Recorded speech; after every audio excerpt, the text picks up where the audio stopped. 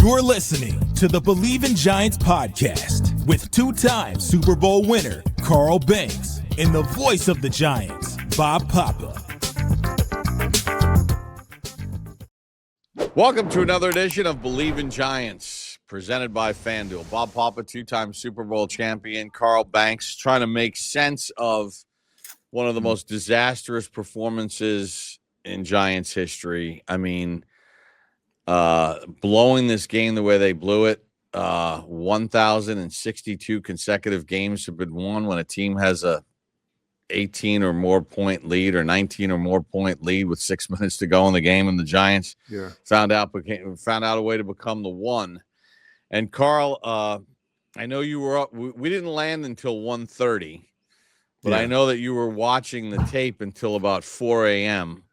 And I just finished watching it, and you know, to quote Jack Buck, the famed announcer after the Kirk Gibson home run, I can't believe what I just saw.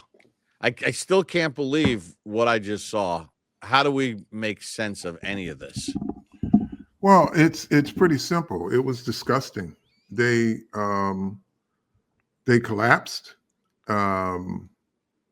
across the board. And, you know, I want to get this kind of out of the way so that people can feel free to have their opinions. It's just something I don't do. But this was a collective collapse. And yes, the buck stops with coaching. It always does. I would say to everyone, if you don't like this defensive coordinator, good on you. If you don't, that's fine. You can question a lot of things about the game. I'm not here to defend the coordinator. I'm here to tell you why for 6 minutes a defense can fall apart, and you might want to be looking at a lot of areas. It's their collective. They're all in it together. And buck stops with coaching always. It's a results-oriented business.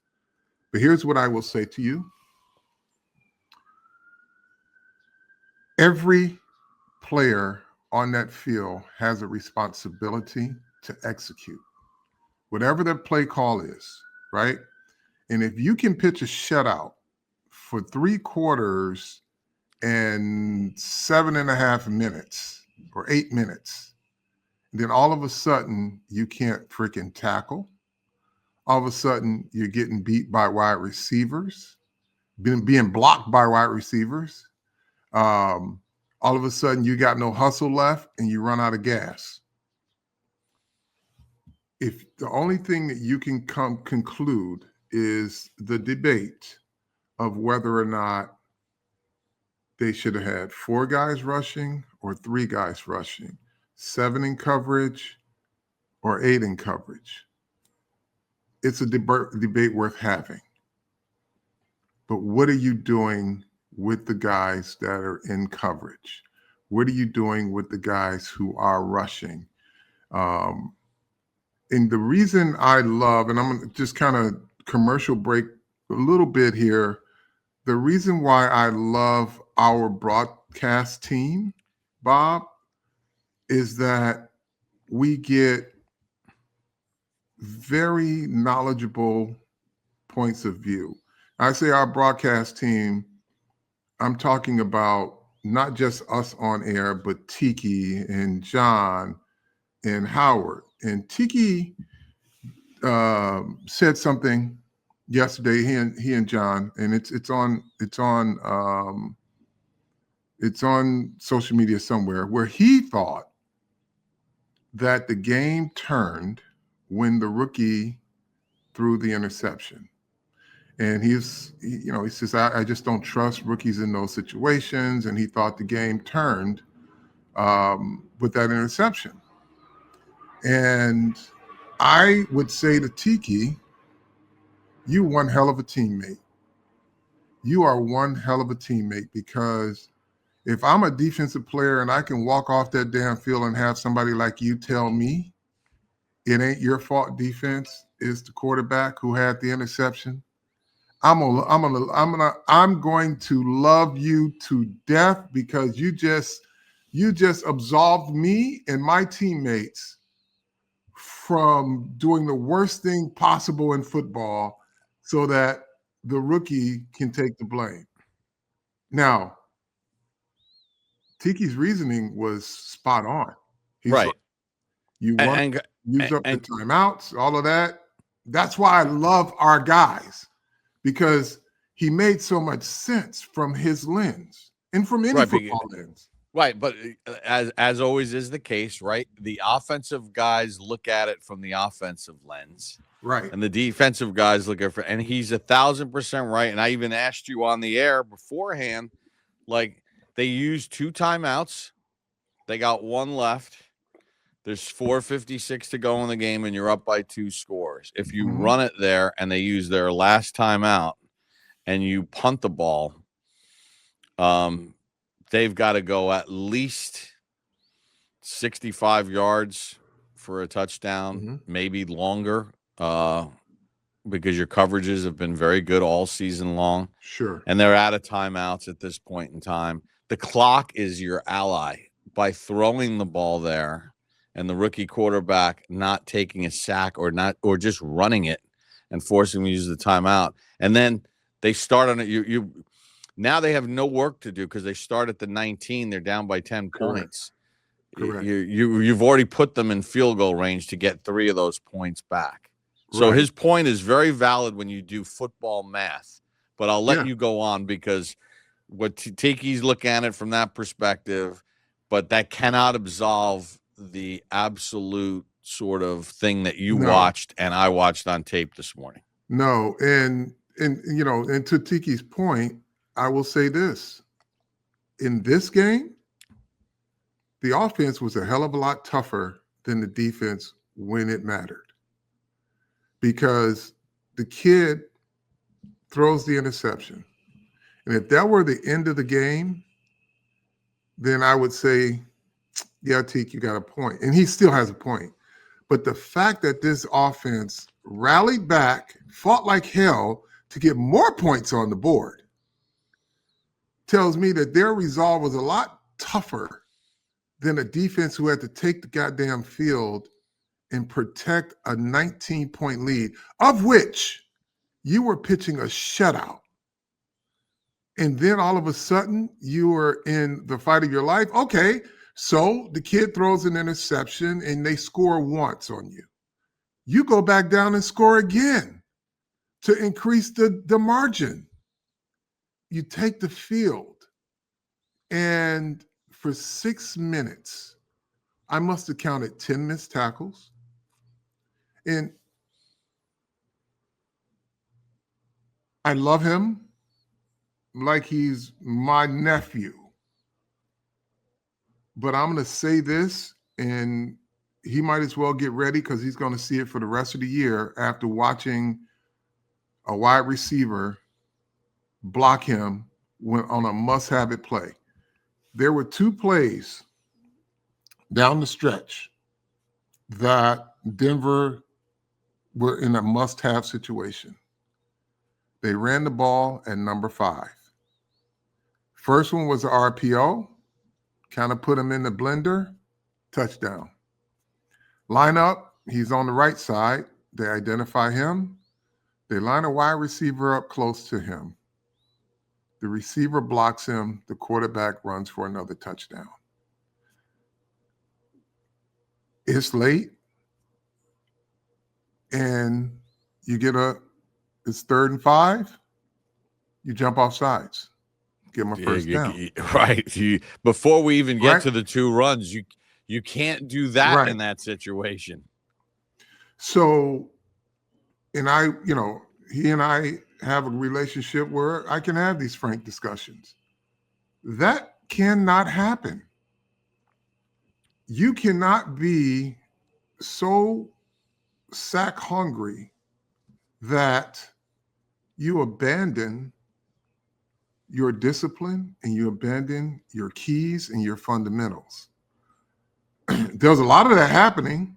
Some of it I understood. Number 52, he jumps inside on one big scramble and throw. But he's just brought up off the pup, right? But you're seasoned guys. When people are saying, well, why didn't they have their best players on the field during a certain period of time? Well, they were in rotation, number one. But number two, when your best players on the field are having breakdowns, it's hard to win, especially when you count on those guys to be solid. Like, you can't, and I've watched Kayvon all year. He doesn't make those types of mistakes, and he certainly don't make them twice in one game. Fatigue got him, and that's why I talk about the mental stamina, mental endurance as a unit. Fatigue got him, and then he just started to, he abandoned everything that makes him good. And this is what I say to players. When it's late in the game and you're tired, the easiest thing to do is to play your fundamentals. Because guess what? When you're playing your fundamentals, you're fucking hard to block. You don't even have to be hero ball. You're hard to block when you do it right. You're easy to block when you don't. Right. He took himself out of the plays, basically. Yes. And that's, you can't do that. And there were a couple others, but those two stood out in must-have-it situations. When you got to close out a game, you got to make those plays. Drew Phillips, a pass interference going across the middle. Whatever you folks think about Deonte Banks, it's always close but no cigar now. You know, it's, oh, the coverage was this, the coverage was that, but he just didn't finish the play. Time to wake up. It's been time to wake up. But this one right here, folks, and Brian Burns said after the game, they gave that one away. Oh, you gave it away. You gave a lot more than the game away. You kind of gave away what your breaking points are too. And that part, y'all can't have. Everyone wants to fast forward to the last drive. Now, this is a real conversation that people can have, whether or not you put 4 guys on to rush the quarterback or you put 8 guys in coverage. And by the way, folks, it was not a soft coverage. They were in a soft man defense. They had 2 robbers on the field. So there are going to be people that go back and forth about the coverage, and we've seen this before. It wasn't the same coverage that was in Dallas. It wasn't a sticks defense. And again, you cannot like Shane Bowen. I'm not here to call for a man being fired. I don't do that, right? And I'm not going to agree with you when you say he should be fired. I'm going to let you say what you got to say. I'm not dealing with that. So if you expect me to ask for any coach to be fired, I'm not doing it. It's number one, it's not my decision to make. Number two, as long as they wear a Giants uniform, I'm going to root for their success. I'm going to call out bad shit when I see it, but I'm not calling for anybody to be fired. So just miss me with it. Talk to your friends about it. I don't join in on that. Whether the team pays me or not, I played for this team. I don't do that. I respect the job that these guys have. Well, can they be better at what they do? No one's asking us for our opinion within this building. Correct. Anyway. Correct. Can they all do a better job? Yes. Is there a decision as to whether he should have brought 4 since they were bringing 4 the whole game? Sure. I wouldn't be mad either way. But here's what I do know. And again, instead of arguing with me over the principle of whether or not something should be done, look at what was out there on the field. If you're Shane Bowen and someone said, what would Belichick and Parcells do? Parcells would probably say, I want to bring pressure. Belichick would probably say, I got 3 guys down. I need as many people looking at the ball as possible. And Bill would say, well, can you get me one other guy? He might say, well, this guy just pulled himself out of the game anyway. He can't go. Or he might say, okay. But chances are, if coverage overruled rush because of the personnel, you got Dane Belton, who's the other guy? I think Nick Jones, and one other player. Yeah, Batty, I think. Batty, right? So Dane Belton is in the floor of the game. Okay. The other two guys, they got to go in there. If, God forbid, you bring pressure and they turn one of these guys loose, then the question would be, why didn't they put more guys in coverage, right? So the conversation that Belichick and Parcells would have, or myself and Pepper Johnson, if we were having this conversation today, he would say, I like pressure. And I would say, I can't afford to turn anybody loose. So I want to keep everything in front. I'm going to put two robbers. I'm going to play some soft man. I'm going to have two robbers. Right. And Carl, the one robber basically took away Cortland Sutton on the dig route, because Cortland Sutton runs the dig route and the robber's there, and Knicks can't throw it to him. First of all, there was 7 in coverage because Okereke was on the back. Okereke's not rushing, but Okereke's got to make sure that he doesn't dump it down to the back, and the back's got 25 yards in front of him of free space to run and go with it. Correct. And Drew Phillips is on the coverage, Carl, and he does nothing. He just stands by Mims and just jogs with him and doesn't do anything as the ball's coming to him. Yeah, Knicks basically throws up a prayer, and Mims is like, well, look what I got here. And there's a lack of execution by Phillips. So we can all have the conversation whether it should have been 4 or 5 or whatever. There's no bad coverage other than a 0 coverage in this situation.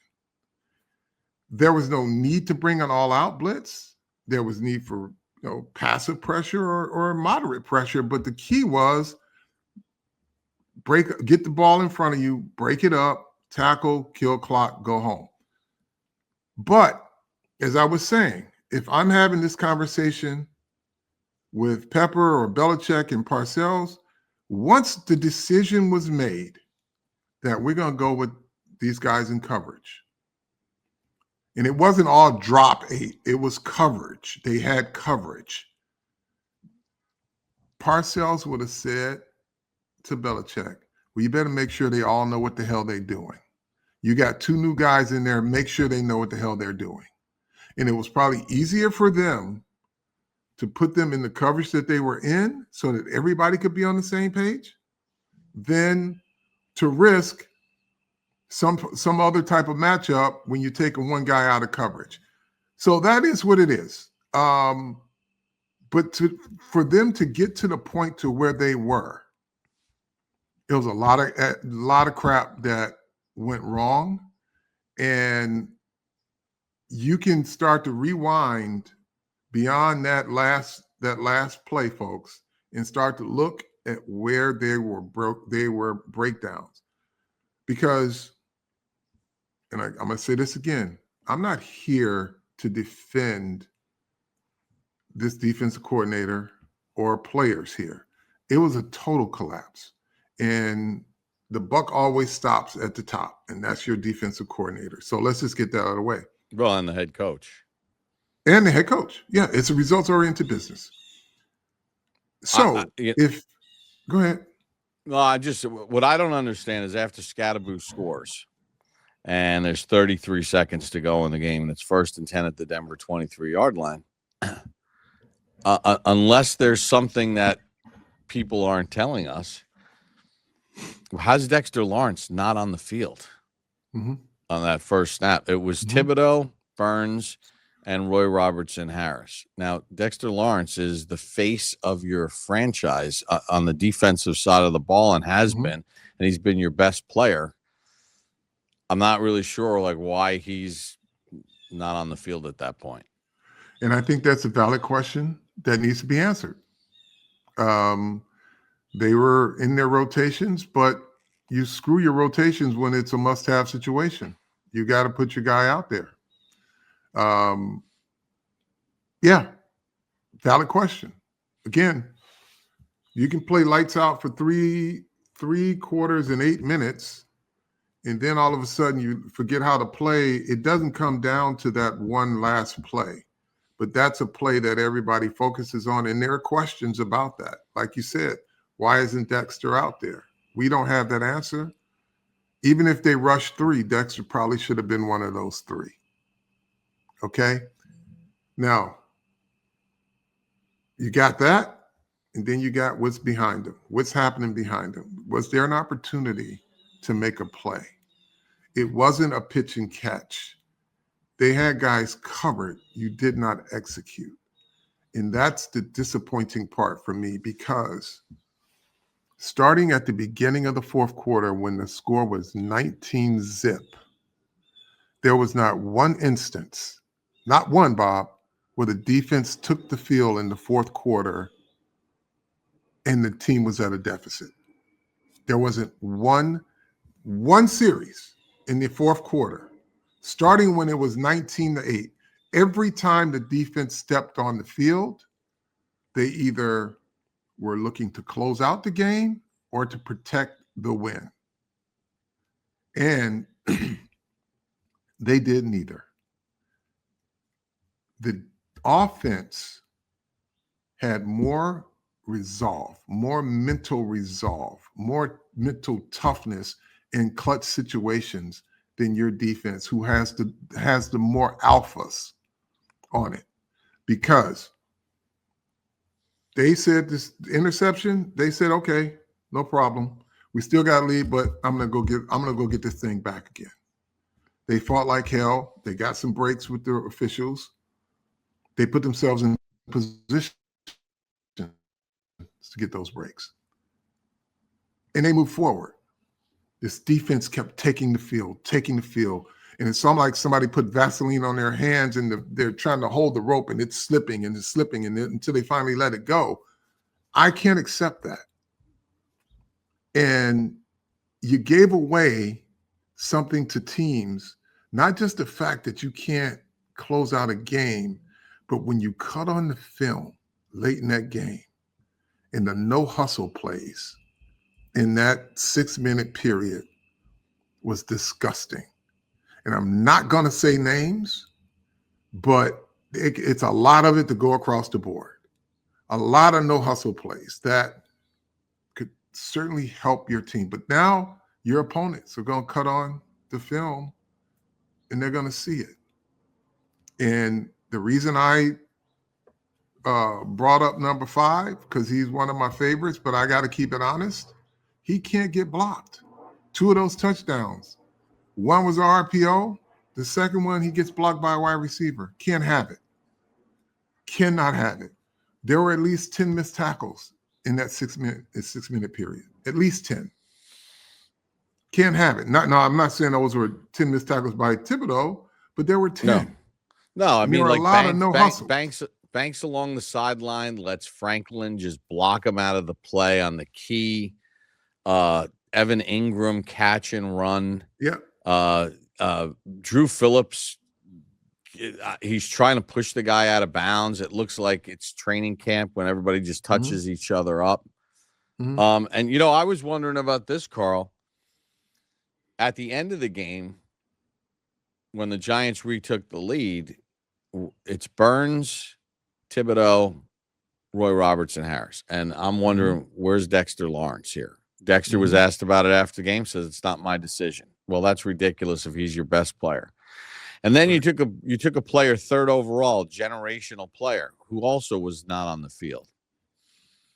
However, if you watched his last 3 or 4 snaps before the last 3 or 4 defensive snaps that he played in,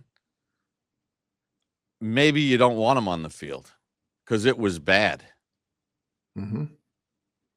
It was, I watched his last 4 because he was not on the field at all on that winning field goal drive.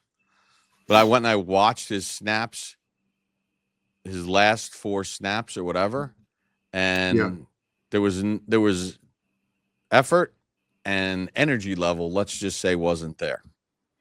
And that is something that I spoke to Abdul about. Practice habits. I don't watch him in practice, but I asked him about it, and he's got to practice at game speed. I told him something. I shared with him something about Lawrence, and I told him I don't like to make comparisons, but I'm gonna just say the things that made him great was the fact that when he practiced at game speed. So so situationally in a game, he was never out of it. He could always summons something in his reserves to make a play that will allow him to be great. And so I would just say to the young rookie,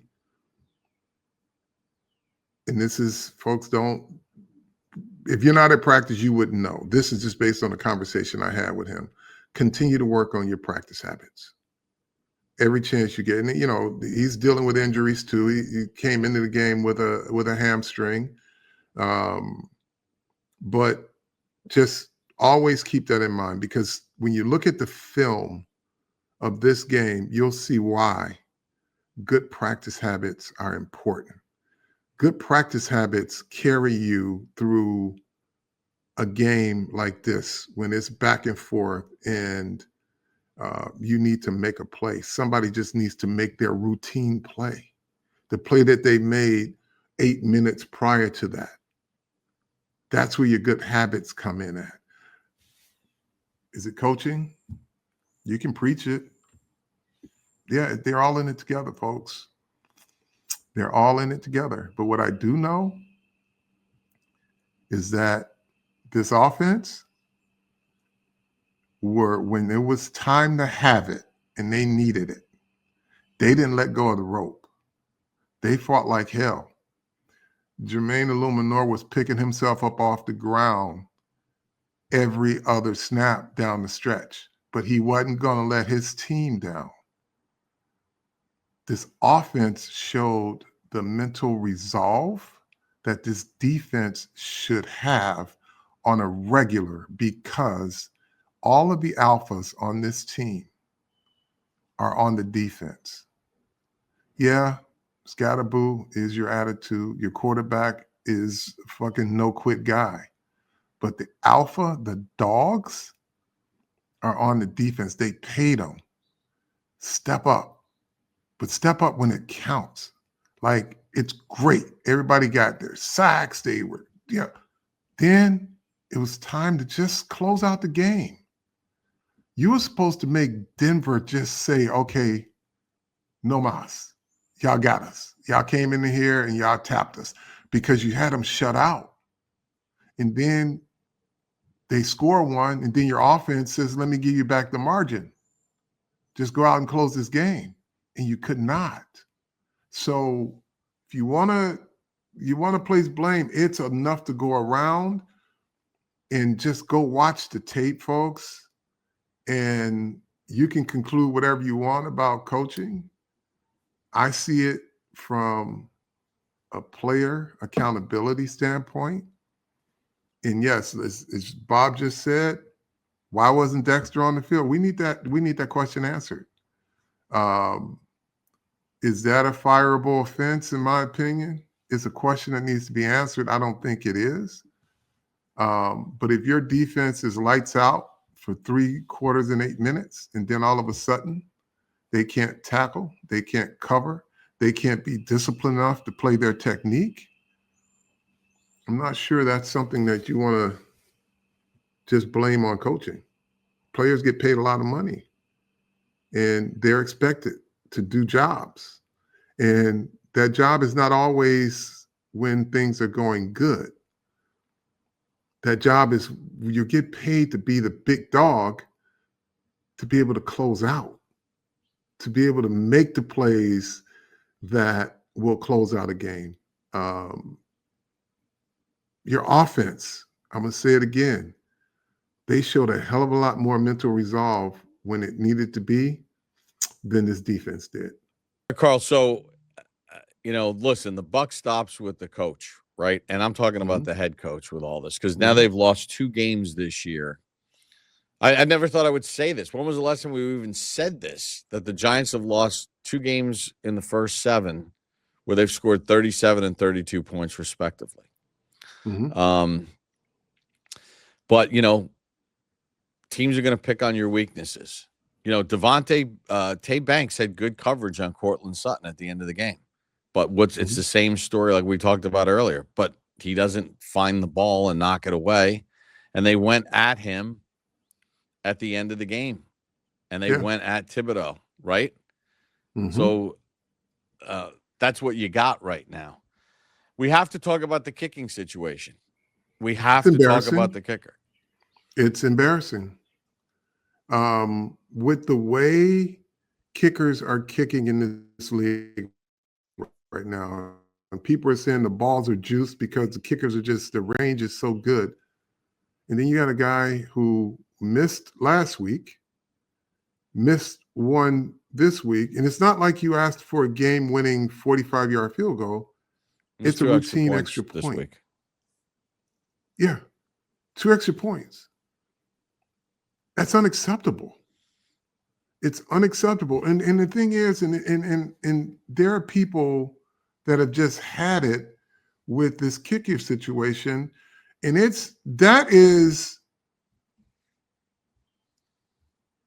I'm going to make sure I choose my words the right way.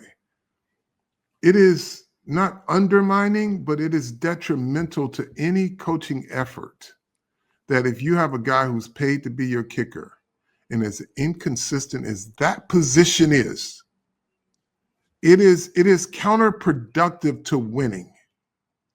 When all the other phases are fighting their butts off,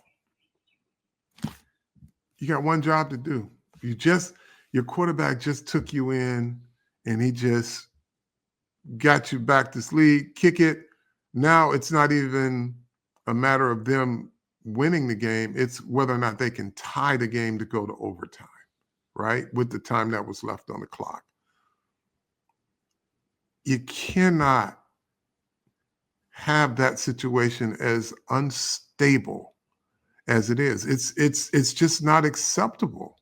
I mean, I can tell you now, you can go to any of these high schools and tell a kid, kick an extra point. I don't need you for a field goal, but just kick an extra point. You can find about 4 or 5 of them in this area. This is the pro league. This is the NFL. This is the elite of the elite. You missed 2 extra points?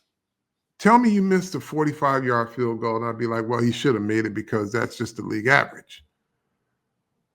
If you can't be 100% on extra points with no rush, that's an issue. And it's detrimental to, I'll say it's counterproductive to everything you need to accomplish on offense. It's detrimental and counterproductive to a complete team effort. When you take the field and it's an extra point, dude, you can't deal with this. Kicking has cost this team big games. Jay, Carl, you can't get into a situation because what happens is now you start chasing points. Yep. And now you're missing your 2-pointers. Traditionally, the Giants haven't been great on 2-point conversions anyway, and at least not since Brandon Jacobs played for the Giants and Bradshaw when they used to run the draw every time, and for some reason it worked every time. So now you're chasing points, and you're chasing points, and you're trying to get 2s to make up for just the basics. So now Younghoe Koo, who they signed to the practice squad, evidently He has been outperformed in practice by Mikatumney, which is why Mikatumney was out there. Younghoe Koo didn't have a good year last year. I mean, he missed 9 field goal attempts, which is why Atlanta cut him. But he did make all 26 of his extra points. And all you need right now, can we at least get the extra points through? The layups. And he missed a 44-yard field goal at the end of the game in the season opener after Baker Mayfield drove Tampa down the field to take the lead. Atlanta drove down the field, and they had a 44-yard field goal to send the game to overtime. Younghoe Koo missed it. Atlanta, Raheem Morris said, saw enough of this last year, saw 9 missed field goals last year. Week 1, division opponent, you're out. But he did make his extra points. Mm-hmm. And at this point in time, you have to at least make your extra points. Get a guy who can make a free throw. We don't need you to shoot threes right now. Just make a free throw. I mean, you've got an offense that find ways to get points on the board. Like, it ain't perfect. The kid ain't perfect, but they fight like hell.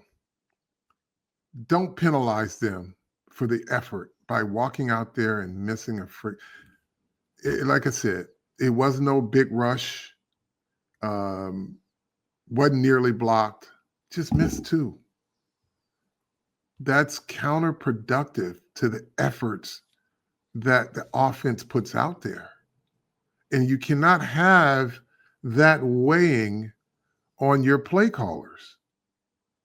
I mean, it does it impact how you call a game in the middle of a drive when you got to consider, well, we may have to go for it because I don't have a kicker that can hit it from here. It's can't do it. You just can't do it. And that's embarrassing as well. Just FYI, folks. That is embarrassing. You've got to it's part of the 11. You got to give your team a chance for the basics. Because that's bad news bear type shit there. Just FYI. And listen, Carl, at the end of the day, I don't know how this is all going to turn out. Obviously, the team is more exciting. It's more fun to watch, but Giant fans don't want to hear about that. Like, enough of that. You had a team that had the number 1 defense in the NFL, and you scored 32 points on them. You should win the football game. You drove it down the field at the end of the game. Yeah, there was a flag, but you know what? There's flags all the time in every game. So whatever. They threw it. You had the ball. You scored. Kick the extra point. You're at least probably going to get yourself to overtime, and you miss the extra point. It's inexcusable. And here's the bottom line. Since 2022, Carl, when the Giants started the year 6-1,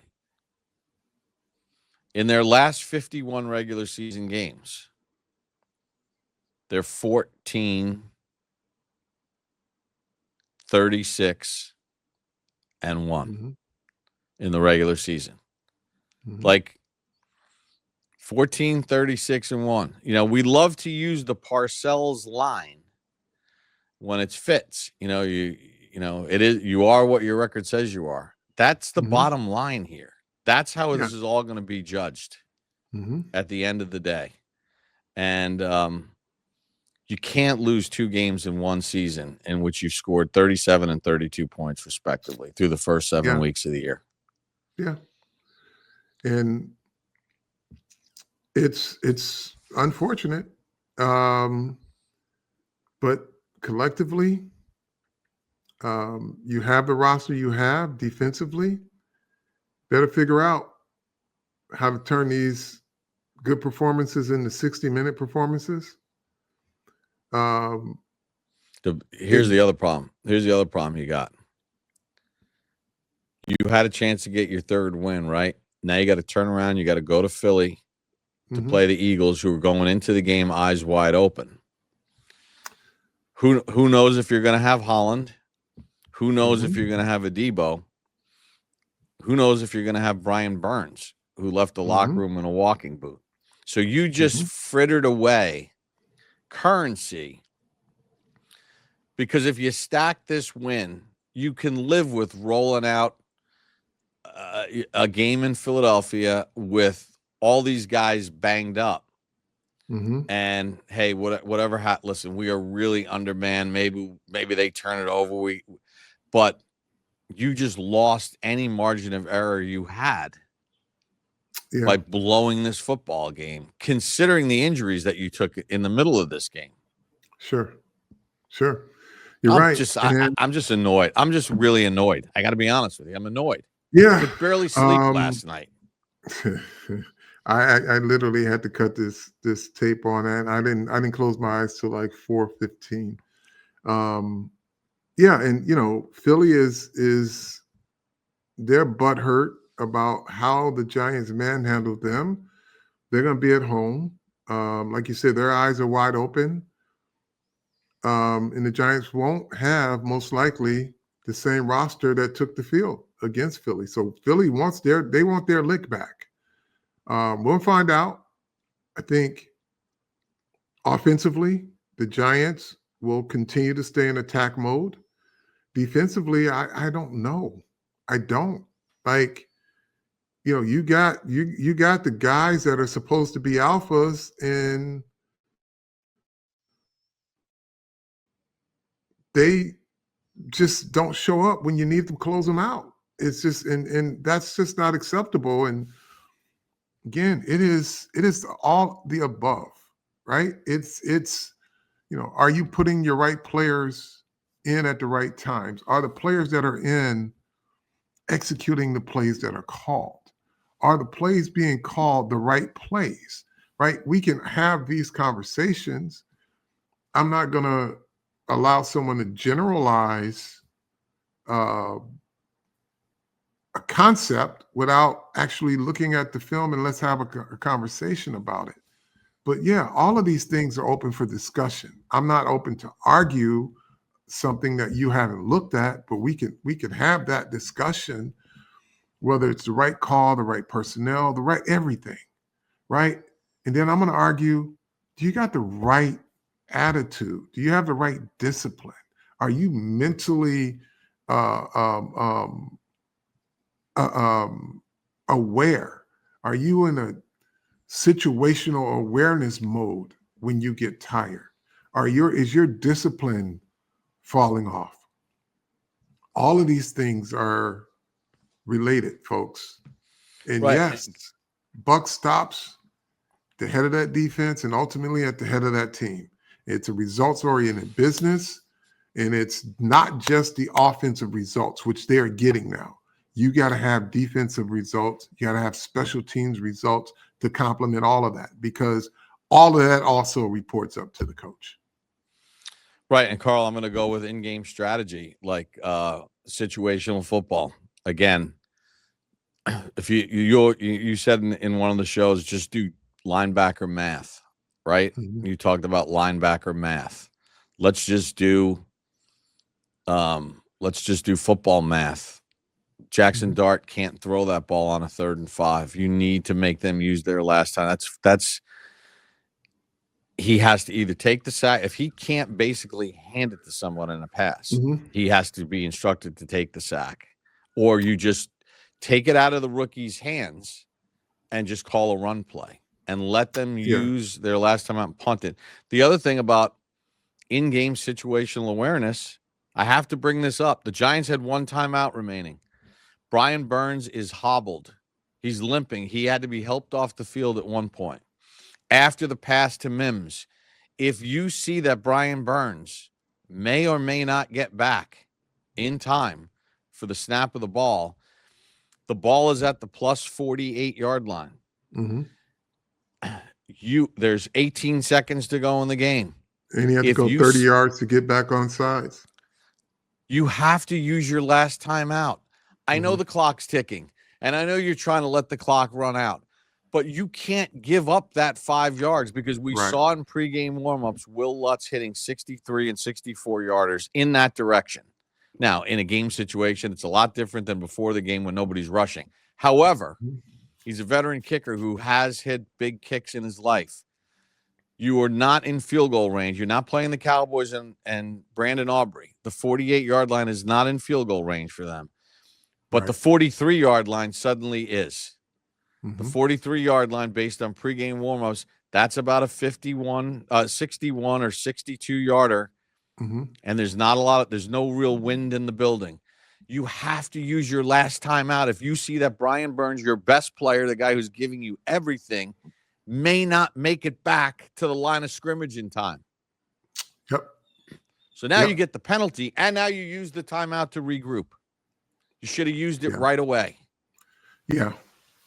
Yeah. I mean, there are so many things that go into under the microscope when you lose, right? And you'd rather have these lessons taught after a victory, but they get amplified, and justifiably so, when you lose the way you lose. I mean, there's just no sugarcoating how bad it is to lose and score 30-some points. You pitch a shutout. You pitch a shutout for 3 quarters and 8 minutes. And then your last 6 or 7 minutes, you forget how to tackle, you forget how to cover, you lose all your discipline. I just, for the life of me, it's infuriating. And I'm okay with people questioning everything. It's worth being brought into question. But you gotta, this is one of these examinations, player by player, coach by coach, everything. Because again, if I'm on a defense that just crap my pants when an offense gave me everything they had, and Tiki Barber said, don't worry about it because, we could have won this ourselves. And I'd be like, yeah, you're right, Tiki. You could have, but I'm not feeling good about the way we played. And this is on defense. I'm sorry. And that's why, again, I appreciate the point of view of Tiki because it wasn't wrong. But they gave me enough points to win the game. Every time my defensive unit took the field, they took the field with a lead. And that's all that matters for me as a defense. Like, I get 100% what you're saying, and you're not wrong. But as a defense, if I take the field with a 3-score fucking lead with 6 minutes left, I'm not riding the bus home if I gave that up. And you're sitting there and your guy throws an interception and he comes back and gives me more points, more cushion after that. I'm not sitting here saying to you, Tiki, you so right, bro. Thanks for bailing us out. No, I'm going to say to Tiki as my teammate, bro, I appreciate that, but we fucked this up. It's on us. Yeah, we could have made them use time. All of the above. Y'all gave us the ball. Y'all gave us a 3-score lead with 6 minutes. We just got to close out the game. All that other stuff is irrelevant. You scored 5 touchdowns against the number 1 defense in the NFL, a team that was giving up third downs at 27%. You hit 40% of your third downs. The number 1 ranked red zone defense in the NFL. You went 2 for 2 in the red zone. Yeah. You did everything that you needed to do in this game offensively. But you're right. Yeah. They never took the field without the lead in this game, and they couldn't close it out. And that to me is unacceptable. We're not talking about a 1-point margin. We're talking for most of the quarter, a 3-possession lead. And when it got down to 2 possessions, you say, okay, we got it. Let's close these bums out. You're pitching a shutout and all of a sudden you forget how to play. No, folks, and I appreciate you, Tiki. I'm saying this as if you were my teammate. I appreciate you, bro, but this is on us. I get it. I see it, and I know why you got upset by seeing it with the rookie, but the rookie came back. He gave us points, and he gave us a bigger margin. That's on us. And I don't want to hear from a defensive player this week on who should have been in the game or what. I want to hear from them how they could execute better. I want to hear from them how it's uncharacteristic of me to be blocked by a wide receiver and let a quarterback run around the end. It's uncharacteristic of me when all game I'm up the field and then the RPO suckers me when they needed to have a play. I want to hear from my teammates how my hustle wasn't as good. I got to be better. That's all I want to hear. I don't want to hear anybody asking you guys can ask wherever you want. I don't want to hear one player discussing who should have been on the field at what time. I want to hear why the guys on the field didn't fucking do the job that they were supposed to do. That ain't scapegoating. That ain't absolving coaching or whatever. They're all in it together. But when you guys look at this tape, the all 22, this defensive effort was more than that one damn pass. I can just tell you right now. It was more than that. And you can take whatever you want out of it, but I'm going to look at it the realistic way, the way I was taught football, the way I won football. And I don't win football when an offense gives me 3 goddamn possession lead, 3-score lead, and I squander it away in 6 minutes. Inexcusable. It's everybody involved. Yep. All right. How do we like to end this thing? We thank our friends at FanDuel. Tell a friend to tell a friend. Believe in Giants.